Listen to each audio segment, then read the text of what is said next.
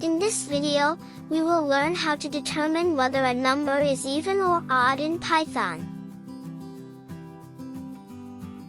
An even number is one that can be divided by 2 without leaving a remainder.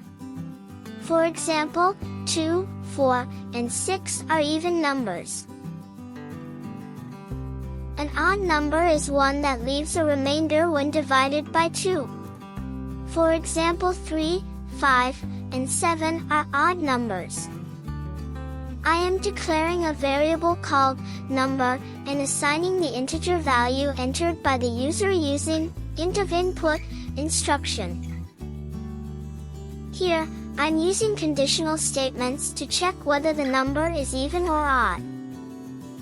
Here, I'm using the modulus operator because I want to obtain the remainder value.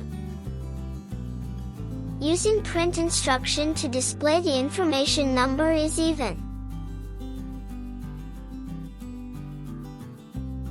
I'm using an else block because if the condition is not satisfied, the program will proceed directly to the else block.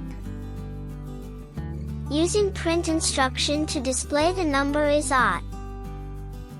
Executing the code.